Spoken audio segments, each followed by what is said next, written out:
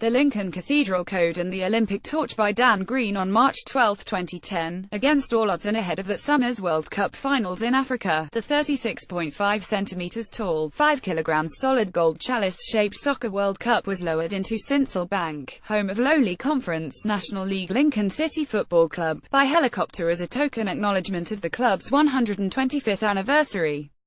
Nowhere else was it making an appearance within the UK. This was an amazing synchronicity, as the symbology of the blade and the chalice to modern Grail hunters is even mentioned in Dan Brown's The Da Vinci Code. The helicopter blade bringing the World Cup, a golden chalice, to Lincoln. After its arrival it next went to Paris, where Brown's novel placed the final resting place of Mary Magdalene. The visiting team that played Lincoln that night was Hereford United. Hereford Cathedral, home to the 158 cm by 133 cm golden 13C Mappa Mundi, a map of the world.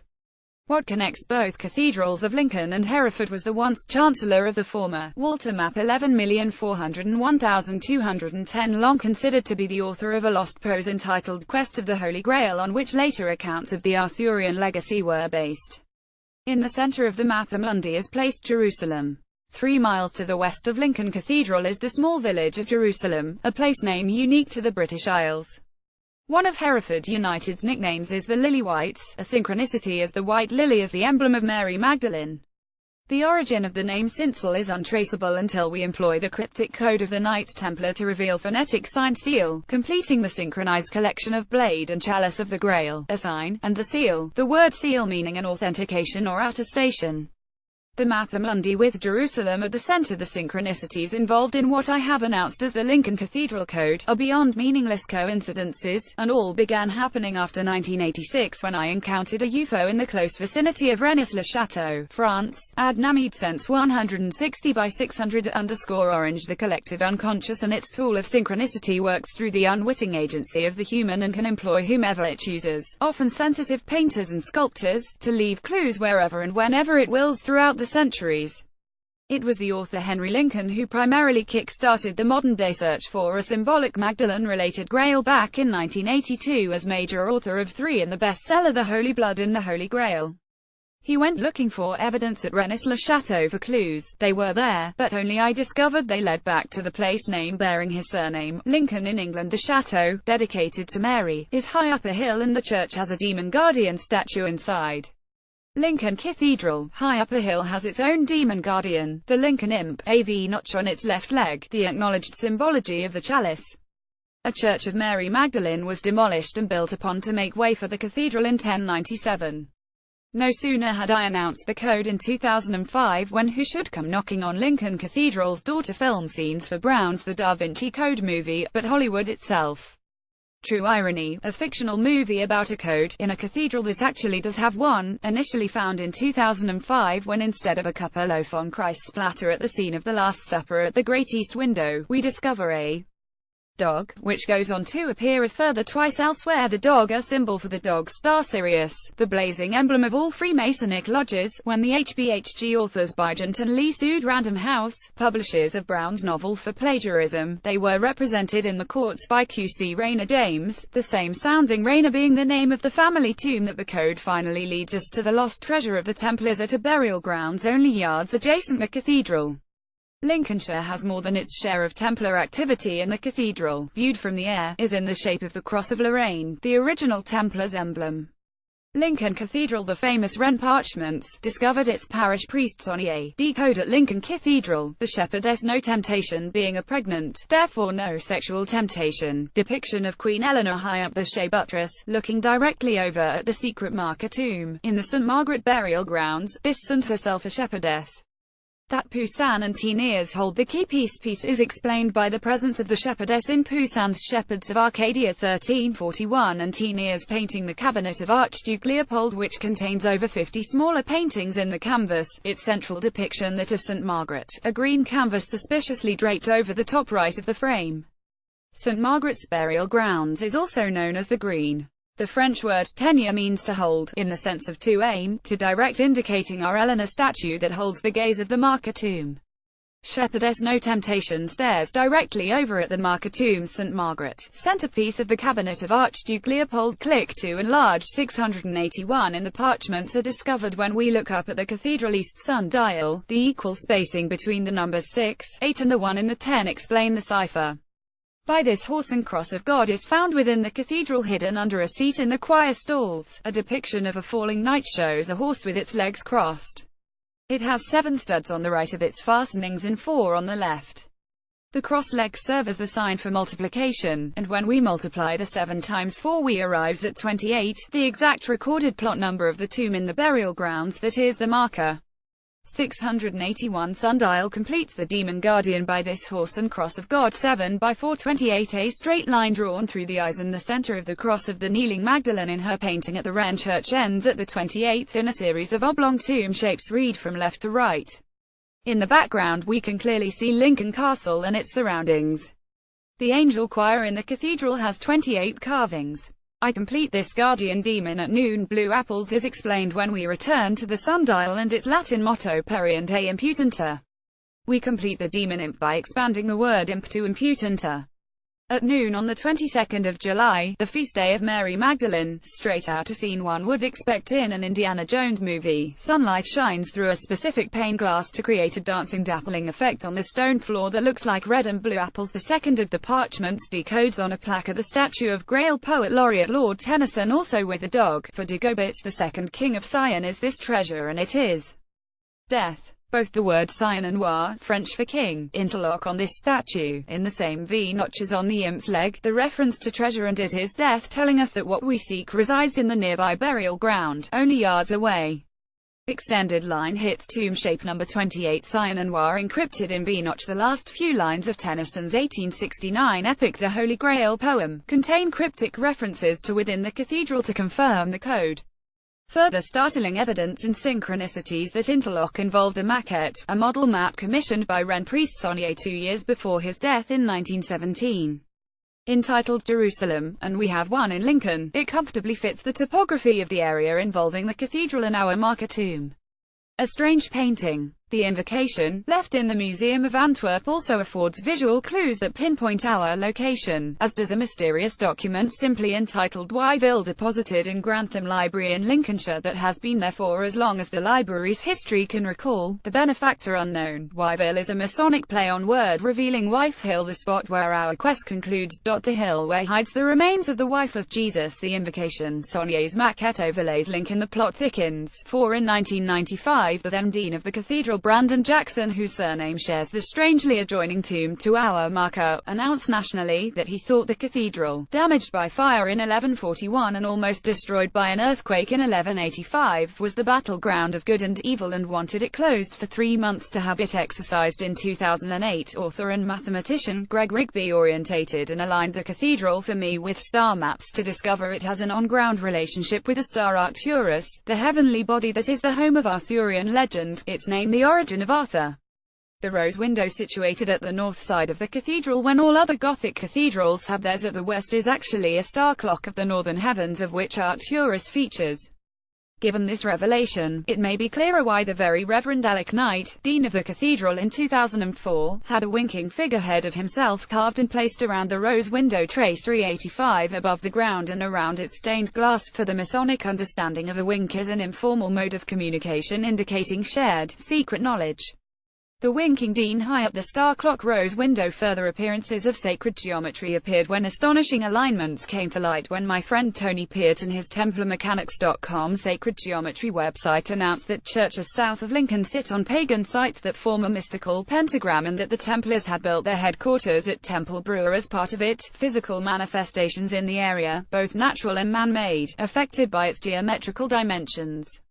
The remains of this 13C Templar preceptory house on the west wall, a peculiar etching that is at the top left of one of the 2 Wren parchments. Peart has also demonstrated a clear connection geometric between Brewer and Rennes-le-Château. In 2002, international stone sculptor Michael Dan Archer, who has told me he receives his inspiration for his talent through dreams, positioned a sarcophagus-shaped slab outside of the Great East window home to the dog on the plate, randomly pointing over to our marker tomb. Unwittingly, he chose a most fascinating title for this work. He named it The Secret. Michael Dan Archer's The Secret faces the burial grounds. In 2006, the chief executive of the cathedral announced publicly that there would be no problem allowing my request for a GPR radar scan at my marker tomb location. I was paying for it myself and it involved no structural damage. When the time drew nearer for the scan, the cathedral reneged and a strange silence on the matter followed and remains. Even the Archbishop of Canterbury cannot overturn any decision made by a cathedral, as I learned when I put my case to him. However, a German geophysicist and a well-known Wren researcher, both wishing to remain anonymous, carried out their own scan at the site in April 2011 and a sarcophagus-shaped anomaly alongside a metal oblong anomaly were detected. See YouTube. The Lincoln Cathedral Code GPR scan 2011 being led to a lost historical artifact of the Knights Templar is only half of this ongoing story. Wrapped up in the symbology of the Grail as it is perceived today, a mystery involving Mary Magdalene, this treasure appears to await us under Tomb 28 at the burial grounds of St. Margaret opposite the Shea Corner of Lincoln Cathedral. French aristocrat Marie de Negri, who is universally believed to have guarded the secret of Rennes, died in 1781, the very year that the Church of St. Margaret that housed the spot under the ground where our marker tomb stands, was demolished. When I decoded the Negre complex cryptic headstone, it read Margaret at Lincoln. Is it the mysterious Magdalene, the contemporary Grail, who awaits discovery? Is this treasure the object of a battle between two opposing forces? Margaret at Lincoln, the complex de Negri code broken, an 1850 painting in the cathedral by an ex-member of the Royal Academy of Art, famed for his canvases of salacious women, Matthew William Peters, who became canon at the cathedral, shows a red-haired, red-garbed pregnant woman. The scene is supposed to be of the Annunciation, but clearly the figure depicts the sacred feminine associated with the Magdalene, an observation agreed with me by the respected authoress Margaret Starbird. The woman looked over at a small black monolith that resembles our marker tomb. On it lays something resembling scrolls. Does the remains of Mary, documentation and some shocking secret await discovery under the tomb? My own enforced conclusion is presented in the USA movie docu The Murder of Mary Magdalene, Genocide of the Holy Bloodline. On November 23, 2011, something quite unexpected and alchemically significant occurred when for 48 hours only the mystical archetype of the Chartres labyrinth was chalked on the stone floor of Lincoln Cathedral, exactly in the middle of both opposing light and dark rose windows, at the area called the Crossing. The center of the labyrinth is known as the Temple of Jerusalem. Alchemical Chartres labyrinth mandala arrives inside Lincoln Cathedral. Then in 2012 another global icon announced it would be visiting Lincoln to brush past the cathedral code marker tomb. The Olympic torch. The blazing torch is a symbol of the Greek archetype Hecate, goddess of the underworld, whose presence is associated with entrances, tombs and burial grounds, and so it comes as no surprise that her torch will pass by the cathedral code marker tomb and burial grounds of St. Margaret's. The synchronicities unfold when we learn that the torch will be carried into Lincoln Cathedral to stay overnight on the 28th of June, that reoccurring number associated throughout the code. Even more intriguing is that the surname of the Masonic number and 33-year-old carrier is Hope. This is most interesting from the point of why should the bearer, of all names, that is passing by our marker tomb, express an etymology that can be traced back to a Germanic word from the Dutch hopen, phonetically open, meaning a desire of good with some expectation of fulfillment. Is our tomb destined to be opened? There is another number associated with our code mystery that has been deduced by American author Gary Valtenuta by exploring the notion that our English alphabet is encoded to synchronize with the numbers 1 through to 9, usable as a form of geometria. This find is to use the basic single-digit numerology that is part of Ross Kelly's Anna code. See synchronicitywins.blogspot.com. 151 is the key number Kelly's code is based around, and his principal figure, the female Anna or Isis, has the value 151. Using Tenuita's findings, both Rennes-le-Château and Lincoln Cathedral, as well as numerous Templar-related words and short phrases, have a value of 151. If we accept the date 11/2311 for when the Chartres labyrinth arrived within Lincoln Cathedral, we find the total 151 hides itself right in the center. 112311 Hecate of the burial grounds and tombs holds her torch. The geometry discovered by Tony Pertz Templar Mechanics has shown that the key measurement is 5.15 miles, a simple reassembly of 151. When I paid a visit to 192.com, a site that finds how many people they could find with the surname Kelly, it came up with exactly 151 people named Ross Kelly. Studying Kendrick's 1928 famed and voluminous book of Lincoln Cathedral looking for a ground plan, I found only one.